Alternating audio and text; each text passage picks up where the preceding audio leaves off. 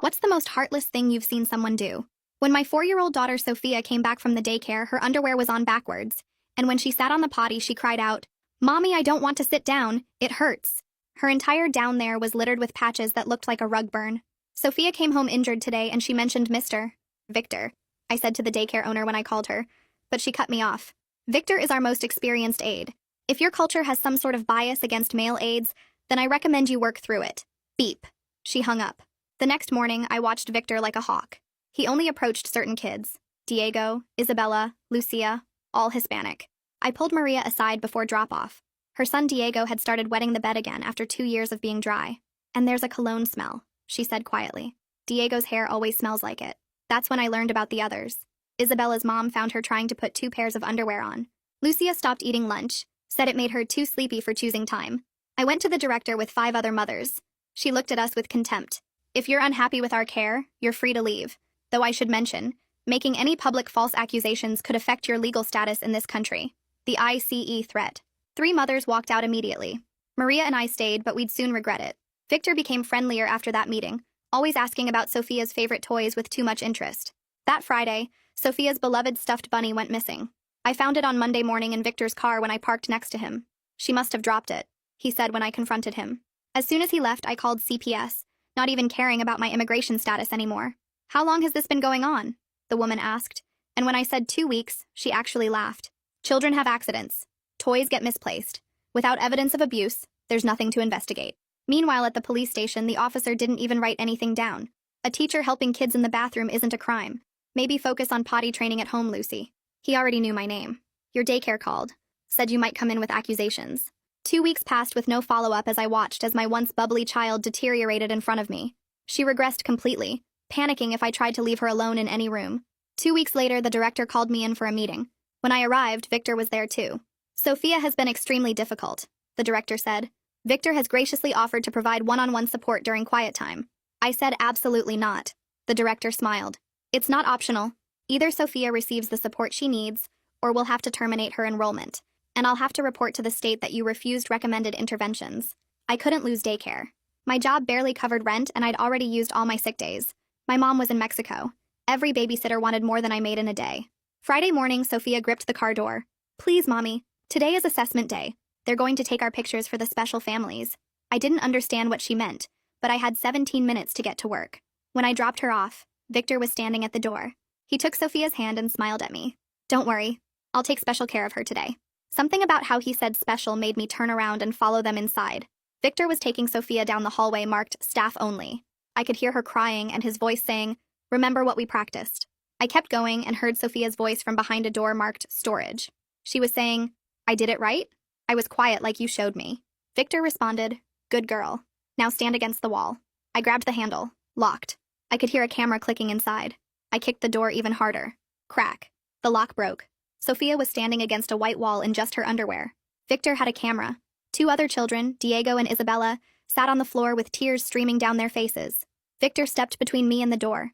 "You're trespassing. I'm calling the police." He was too calm, like he'd done this before. Sophia was clinging to me, whispering, "I'm sorry, Mommy. I tried to be good, I promise." Victor grabbed my phone. "You stupid woman. The director's brother is ICE. Her sister approves daycare licenses. One call and you'll be deported while Sophia goes to a nice American family who can actually provide for her." I grabbed Sophia and held her tight against me while reaching for Diego and Isabella with my other arm.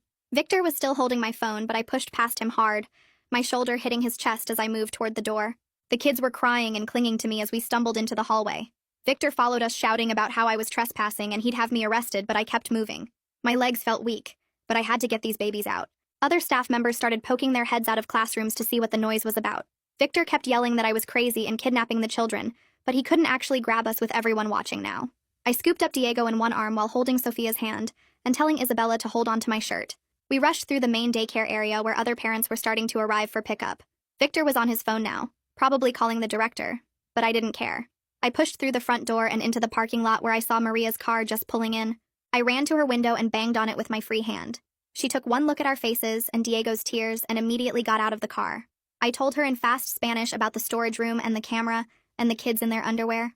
Her face went white and she grabbed Diego from my arms. She called Isabella's mom from her phone while I held Sophia, who was shaking. Maria said we needed to go to the hospital right now for evidence before anyone could make this disappear. She put Diego in her car seat while I got Sophia and Isabella into my car. We drove to the emergency room with Maria following right behind me. At the hospital, I carried Sophia while Maria brought Diego and Isabella. The triage nurse saw the kids crying and asked what happened. I told her I found them being photographed without clothes at daycare. She stood up immediately and called for another nurse. They took us to a private room right away. The nurse separated us into different exam rooms and started asking Sophia gentle questions while I held her hand. She took photos of the red marks on Sophia's bottom that were still there from before. The nurse told me she had to file reports with CPS and the police by law. She said this would create official records that couldn't be ignored. Maria texted me that the director was calling her phone over and over. She showed me the voicemails where the director was screaming about us kidnapping the children and threatening legal action. The director said we had 5 minutes to bring the kids back, or she'd call the police for kidnapping. I went to the hospital gift shop and bought a cheap prepaid phone for $20. I started texting the other moms from our group about what happened. Within an hour, 7 mothers were responding with their own stories. One said her daughter had nightmares about picture day. Another said her son kept hiding when he heard cameras. They all wanted to know what to do next. The nurse came back with paperwork and said the doctor would see Sophia soon. She said they'd found similar marks on Diego and Isabella. The police would be here within the hour to take our statements. I knew this meant I'd miss work tomorrow, but I didn't care anymore. That night, Sophia wouldn't let go of me even to go to the bathroom. She kept saying sorry over and over even though I told her she did nothing wrong. I slept on her bedroom floor because she screamed when I tried to leave. The next morning, I kept her home even though my boss would be mad.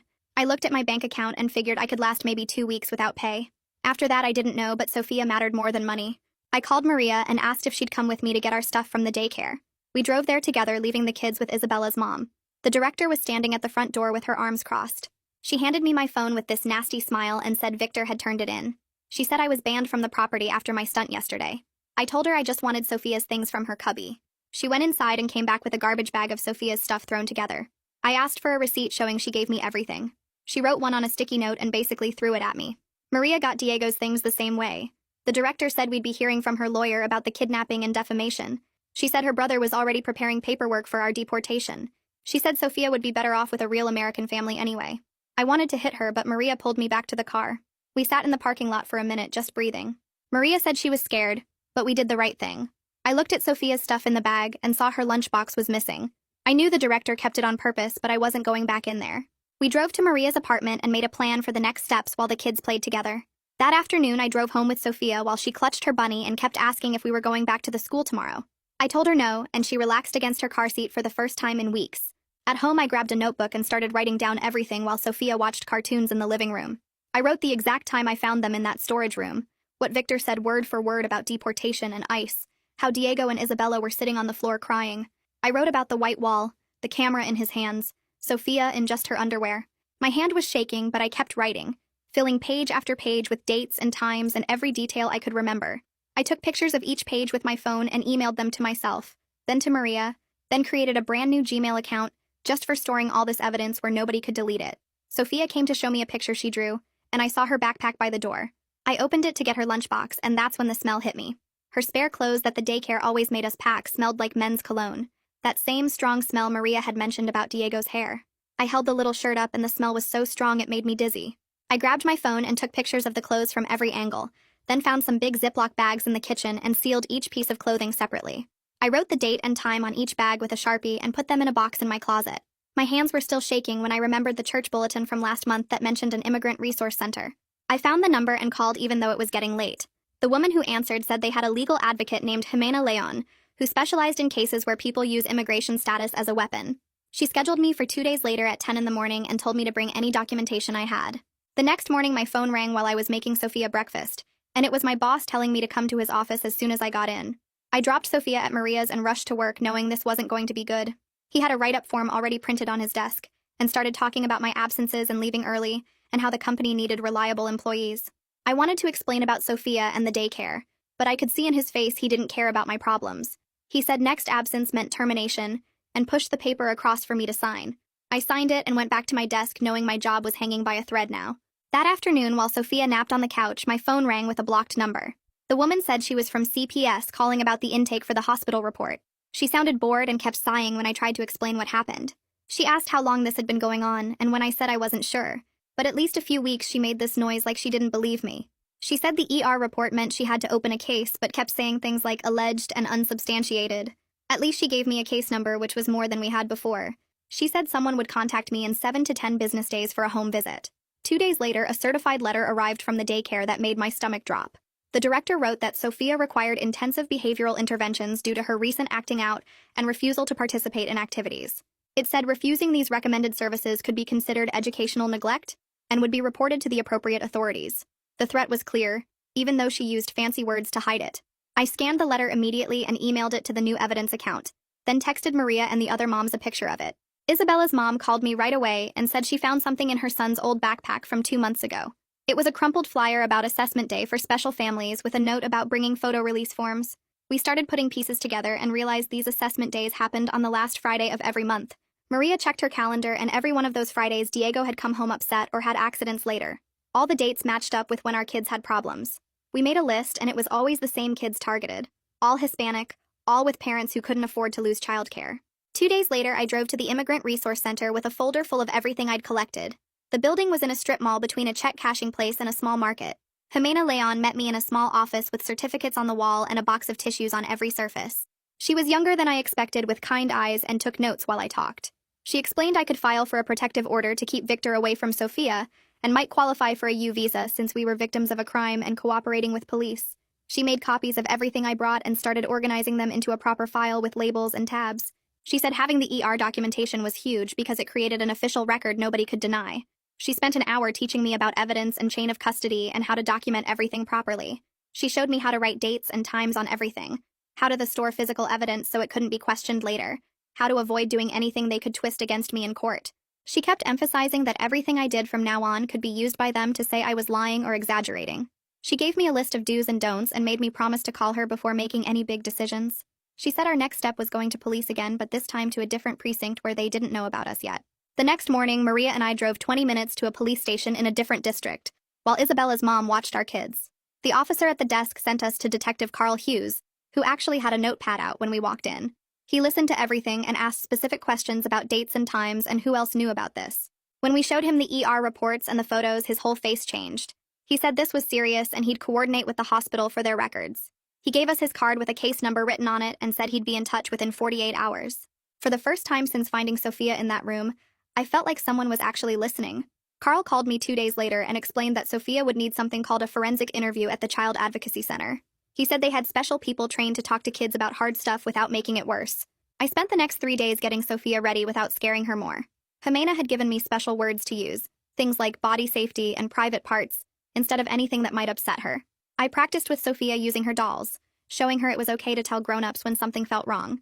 She kept asking if she was in trouble, and I kept telling her no. She was being so brave. The night before the interview, Sophia wouldn't go to bed at all. She started screaming about the photo game and begging me not to let them take her clothes off again. I held her on the couch while she thrashed and cried for 3 straight hours until she finally wore herself out. She kept saying Victor told her it was a special game only for good girls, and if she told anyone, Mommy would go away forever. I learned that bright lights made her panic now, and certain smells like that cologne would make her hide under tables. She couldn't stand having her picture taken anymore, not even on my phone. The next morning, I went outside to warm up the car and found it completely keyed up. Someone had scratched liar into the paint on both sides and across the hood, too. My hands were shaking as I took pictures of everything with my phone. The scratches were deep, down to the metal, and would cost way more than I had to fix. I called the police and waited 40 minutes for them to show up and write a report. The officer said without cameras or witnesses there wasn't much they could do, but I made sure to get the report number for our files. Jimena had been telling me to document everything, so I added the pictures to our evidence folder on my computer. Later that day, Jimena called and said she had someone I should meet. Julian Lockhart was a reporter who wrote about bad stuff happening to kids, and he wanted to help. We met at a coffee shop downtown where I brought copies of everything with the kids' names blocked out. Julian was younger than I expected, with glasses and a notebook full of questions. He said he'd been tracking similar stories at other daycares, and this fit a pattern.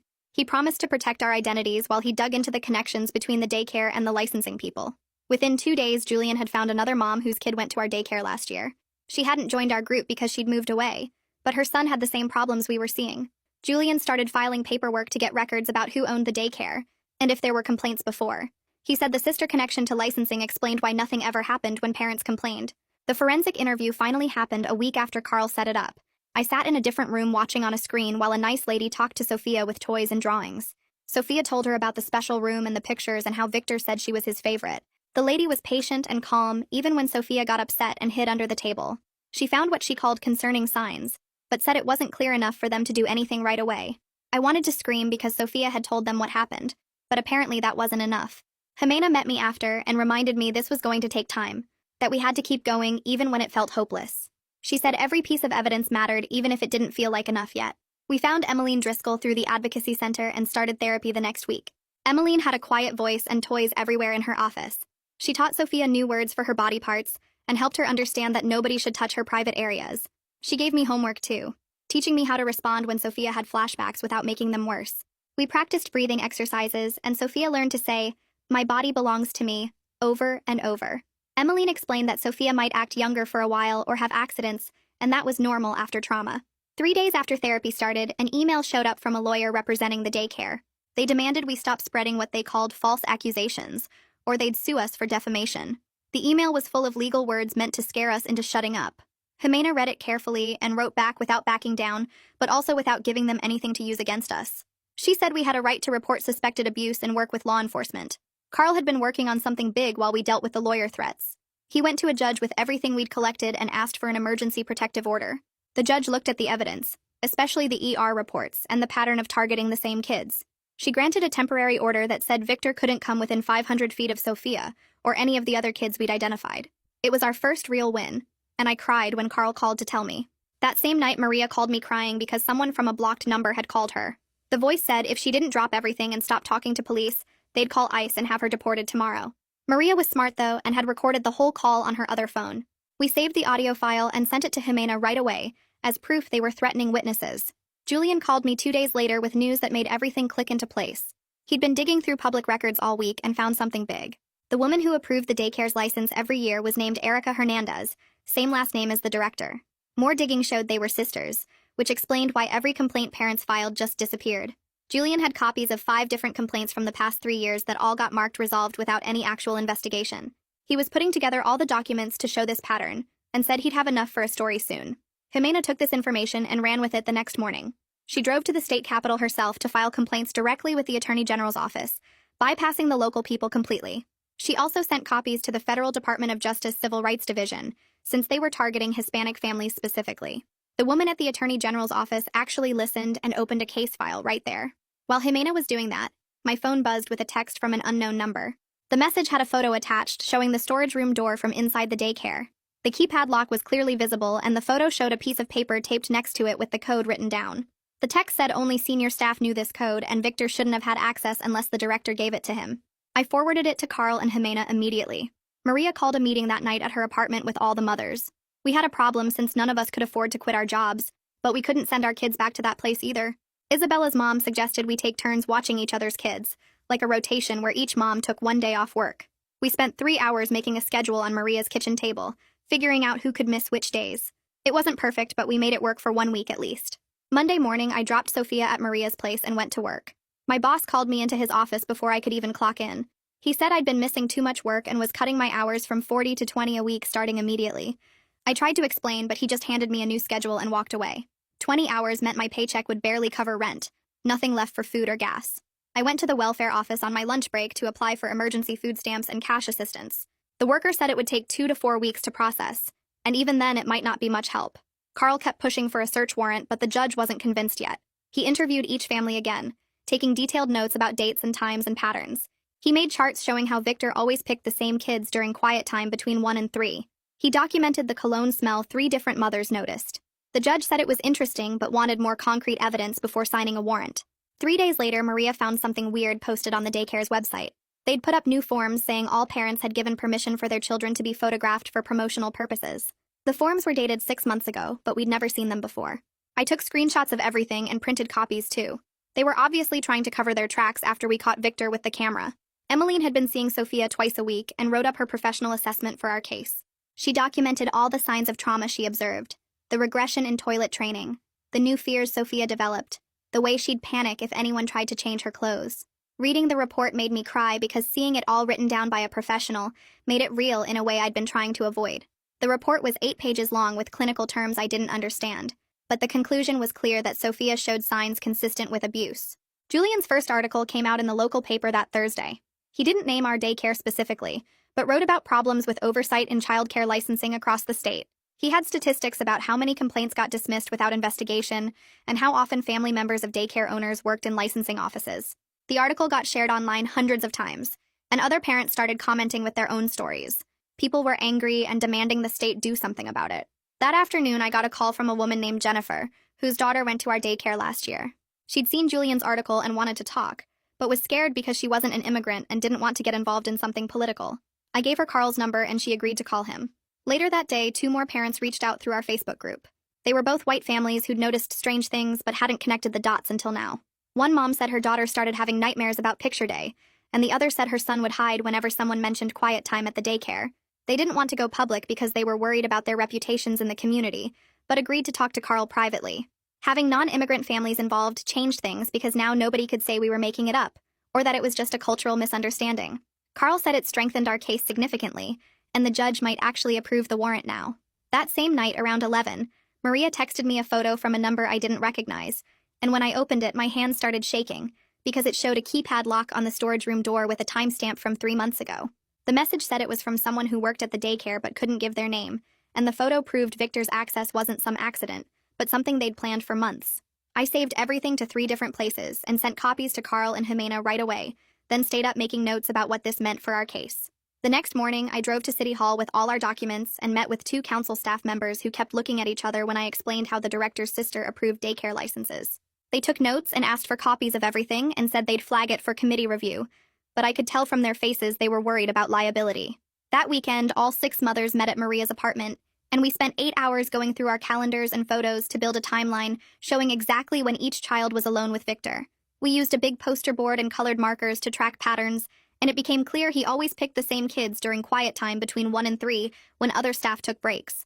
Isabella's mom had kept every pickup receipt showing the exact times, and Diego's grandma had a notebook where she'd written weird things he said after daycare. We photographed everything and made copies for each family plus extras for our lawyers, and by Sunday night we had proof of 23 separate incidents.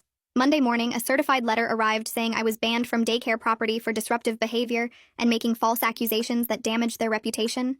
Maria got one too, and so did 3 other mothers, and we immediately scanned them and added them to our retaliation file. Jimena called an emergency meeting at her office and explained she was filing for civil protective orders for all our families with the hearing set for next Thursday. She spent 2 hours coaching us on how to answer questions without getting emotional and what clothes to wear and how to sit and speak clearly.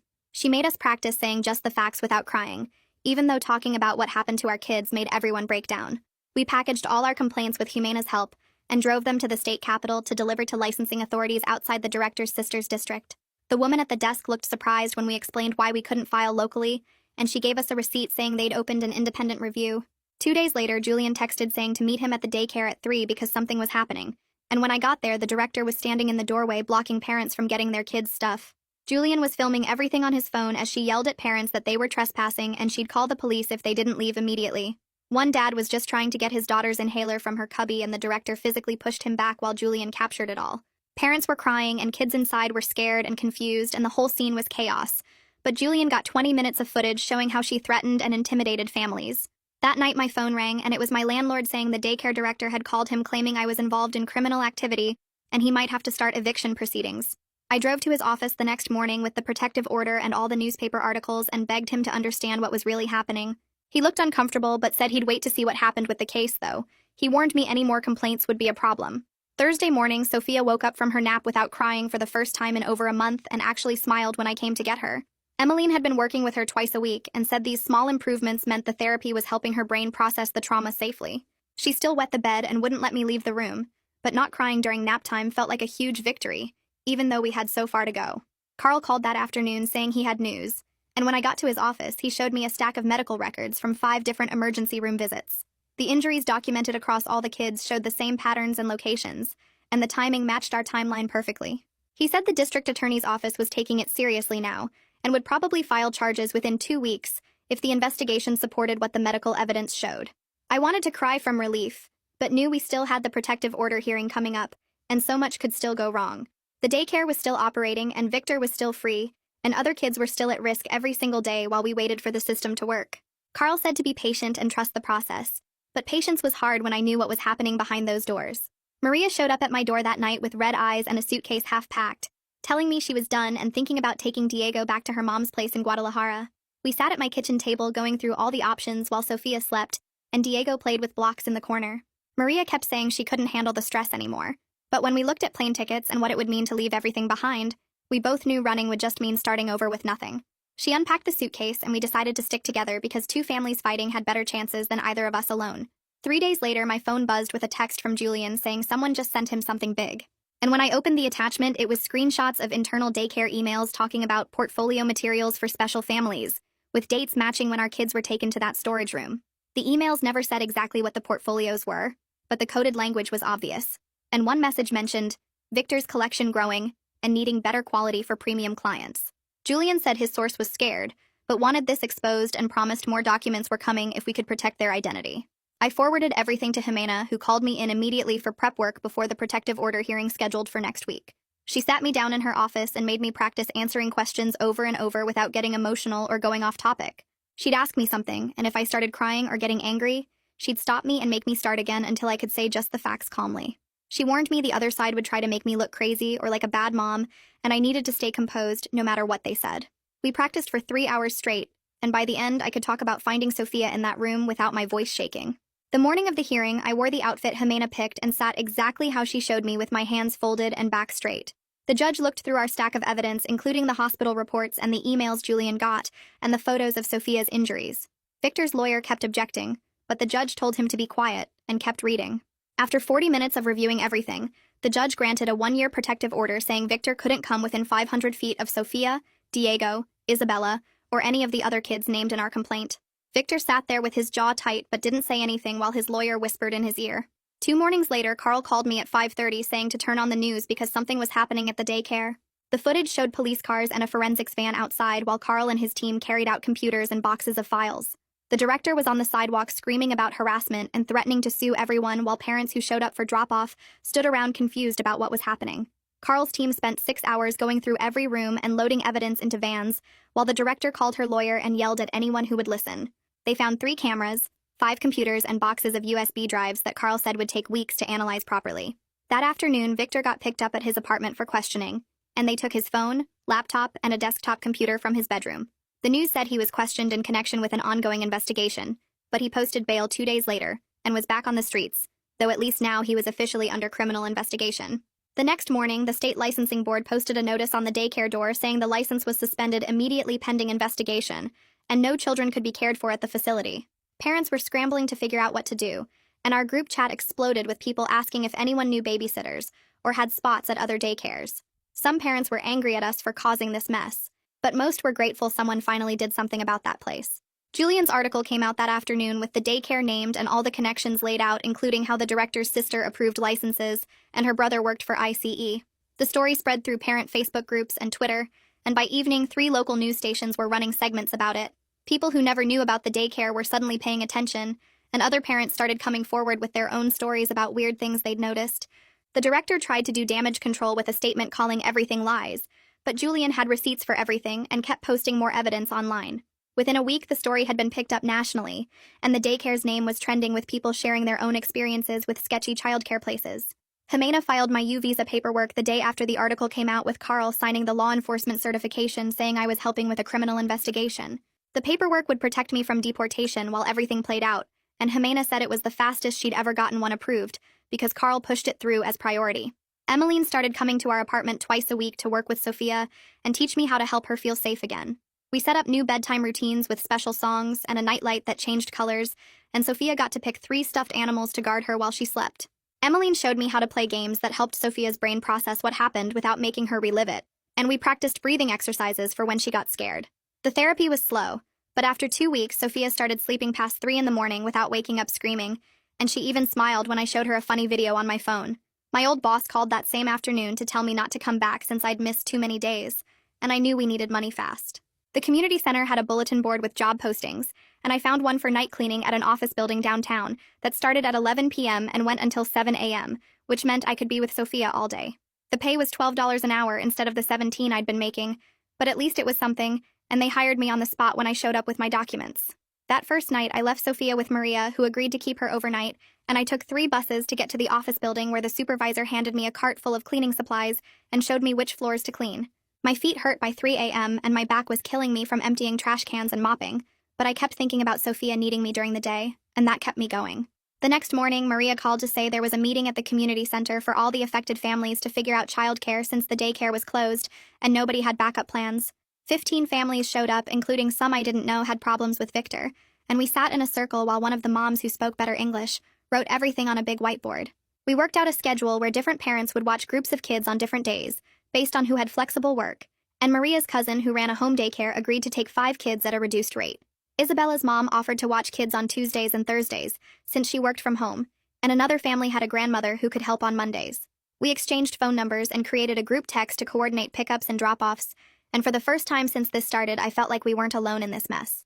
Carl called the next day while I was making Sophia lunch and said the forensics team found encrypted folders on Victor's devices that needed special software to crack open. He explained it could take weeks to decrypt everything, but what they'd already found showed Victor had been doing this for a while, with file dates going back 2 years. There were folders labeled with initials that matched some of our kids' names, and Carl said this was enough to support multiple felony charges once they got everything decoded. He warned us to be patient since building a solid case took time, but promised they were working on it every day and would update us as soon as they knew more. Jimena brought a civil attorney named Erica to our next meeting who explained we could sue the daycare and its owners for damages, even while the criminal case was happening. She passed around engagement letters that laid out how she'd work on contingency, taking 30% of any settlement or judgment, and we'd be seeking compensation for therapy costs, lost wages, and emotional distress. Erica said the daycare had liability insurance that would probably try to settle quickly to avoid bad publicity, and she'd already sent preservation letters demanding they keep all records and surveillance footage. We all signed the papers hoping to get something back for everything we'd lost, even though money couldn't fix what happened to our kids.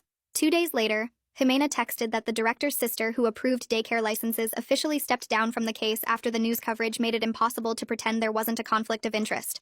The state assigned an independent reviewer from a different district to take over the investigation, and this person had no connection to the director's family, which meant we might actually get a fair review. The new reviewer immediately ordered a full audit of every daycare the sister had approved in the last 5 years, and other parents started coming forward with complaints that had been ignored. My landlord knocked on my door that weekend, and I thought he was going to evict us. But instead, he said the council member's office called him to explain what was happening. He agreed to waive the late fee for this month and said he'd work with me on a payment plan if I needed more time, which was a small relief, but helped me avoid falling further behind. He even offered to write a letter supporting my housing stability for any legal proceedings, which showed that some people actually cared about what we were going through. Maria found a small preschool run by a church near the community center that had 2 openings, and the director there agreed to take Sophia after hearing our story. I spent 3 days shadowing Sophia at the new place, sitting in the corner while she played and making sure she felt safe with the new teachers who were all older women who'd been there for years.